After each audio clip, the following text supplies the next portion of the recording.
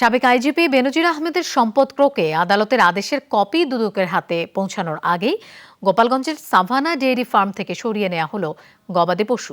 ঘূর্ণিঝড় রিমালের সময় দুর্যোগপূর্ণ আবহাওয়ার কথা বলে সরিয়ে নেয় পশুগুলো।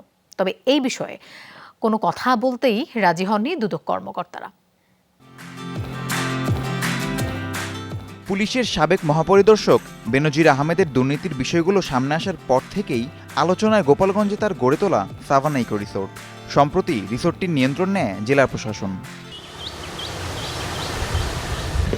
সাভানা ইকো পার্ক থেকে প্রায় 1 কিলোমিটার দূরে ডুমরাসুর গ্রামে 2 বিঘা জমির উপর বেনজির গড়ে তোলেন সাভানা ডেইরি ফার্ম। 40টি গাভী নিয়ে শুরু হয় ফার্মের কার্যক্রম। দেখভালের দায়িত্বে থাকে সাভানা রিসোর্টেরই লোকজন। আমরা চালু করা সেটা যখন ঘর কমপ্লিট হয়ে যায় তিনি 40টি গরু আনেন, ছোট বড় সব কিছু দিয়ে।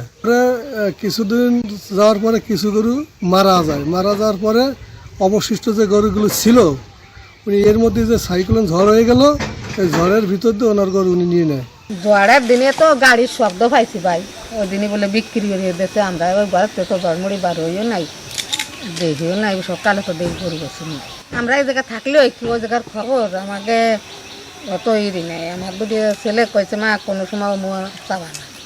বেনজিরের দুর্নীতির বিষয় সামনে আসলে তার গড়ে তোলা সম্পদ ক্রোকে নির্দেশ দেন আদালত। সেই আদেশের কপি দুদকের হাতে পৌঁছানোর আগেই ঘূর্ণিঝড় রিমালের দুর্যোগপূর্ণ আবহাওয়ার অজুহাতে ডেইরি থেকে সরিয়ে নেওয়া হয় গবাদি পশু।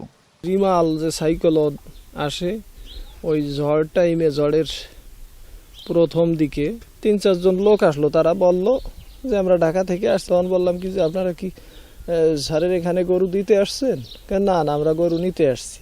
তুমি যেদিনকে ঝড় আরম্ভ আসছে ওই দিনকে নিয়ে গেছে গরু রাত সে সময় 12টা বাজেটা এরকম হবে, 12টা বাজতে পারে অনুমান। কিসে করে এনেছে?